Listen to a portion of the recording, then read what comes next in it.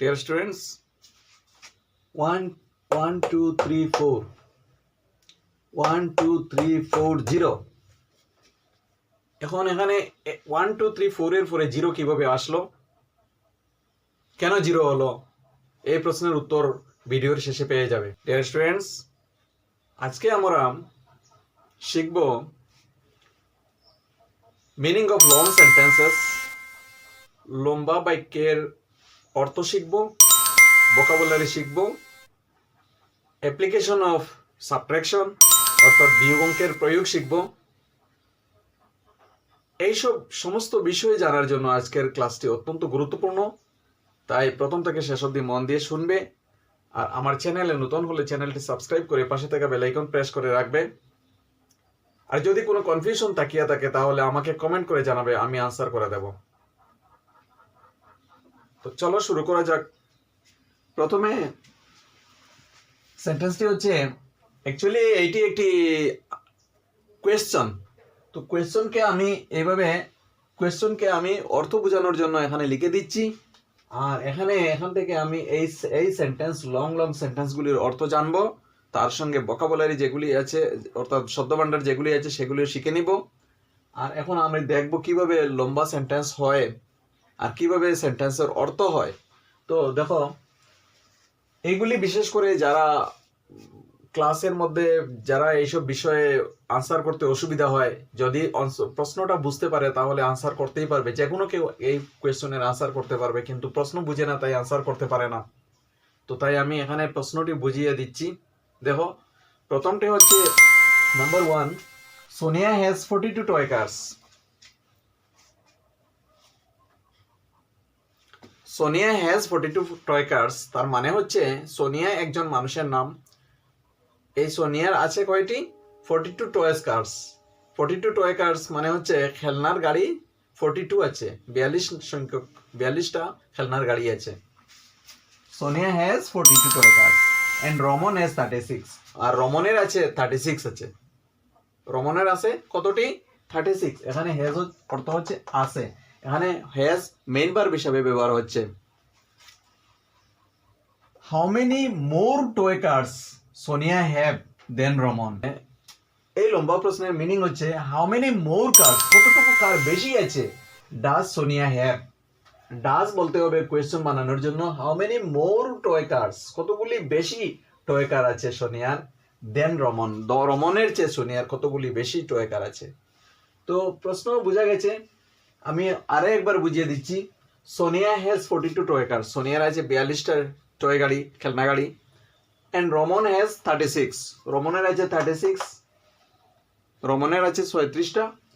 তারপর কোয়েশ্চন হচ্ছে how many more toy cars, কতগুলি বেশি টয় কার আছে। সোনিয়া, ডাজ সোনিয়া হ্যাভ, সোনিয়ার আছে, দেন রমন, রমনের চেয়ে সোনিয়ার আছে।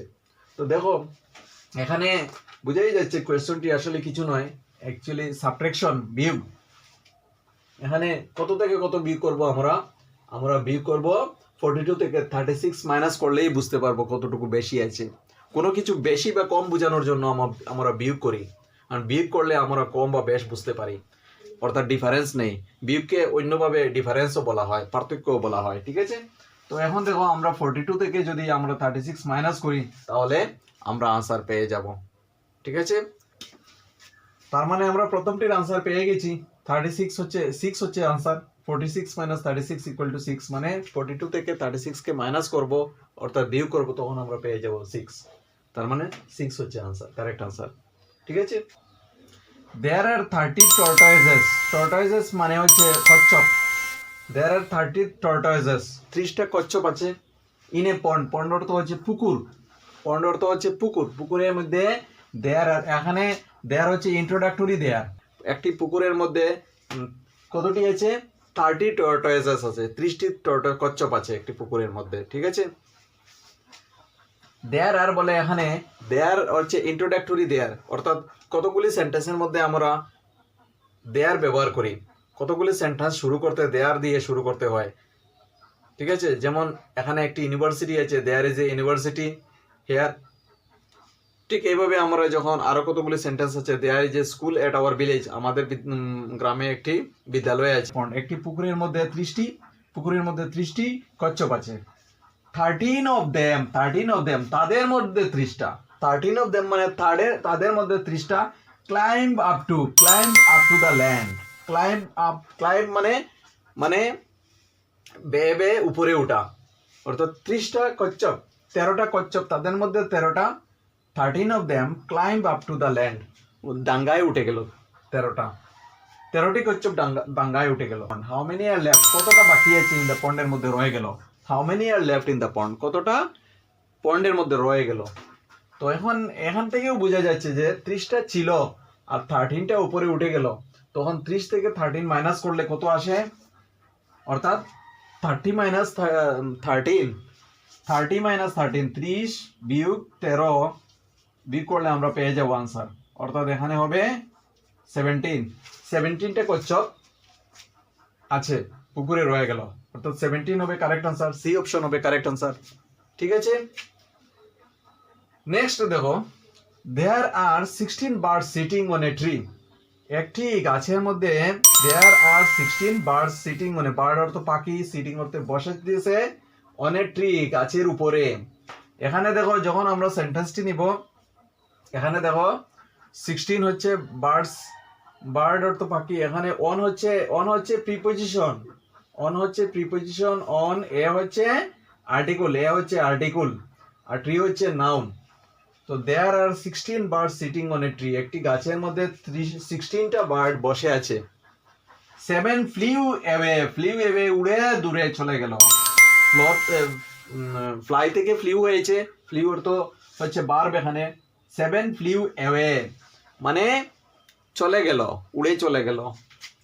How many more birds are left on the tree now, এখন গাছের মধ্যে কতটি বার্ড রয়ে গেল।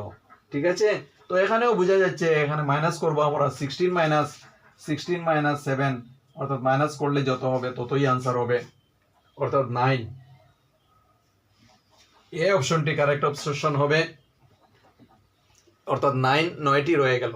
ঠিক আছে, অর্থাৎ প্রথমে আমি বলেছিলাম 0 কিভাবে হলো, subtract a number from 50 and the result is 50, what is the number. এই প্রশ্নের আনসার যে সংখ্যা হবে সেই সংখ্যাই আমার প্রথমে ছিল, অর্থাৎ দেয়ার সাবট্রাক্ট এ নাম্বার ফ্রম 50 থেকে একটি নাম্বারকে আমি সাবট্রাক্ট করব। ঠিক আছে, মাইনাস করলে আনসারটি হবে 50। এখন দেখা যায় 50 হতে হলে এখানে একমাত্র 0ই মাইনাস করতে হবে, তখন হয়ে যাবে রেজাল্ট হবে 50, অর্থাৎ এই প্রশ্নের উত্তর হবে 0 হবে আনসার, কারণ 0 হলেই আনসারটি শুদ্ধ হয়। 50 থেকে এমন একটি সংখ্যাকে মাইনাস করো যাতে রেজাল্ট হয় 50, তাহলে বোঝা গেল সহজে, কারণ শূন্য মানে কোনো কিছু নাই, যদি নাইকেই মাইনাস করে ফেলি তাহলে আমরা সেম আনসারটি পেয়ে যাব। ঠিক আছে, এই হচ্ছে আনসার। তো আজকের ভিডিওটি ভালো লাগলে একটি লাইক দিয়ে দেবে, আর ধন্যবাদ।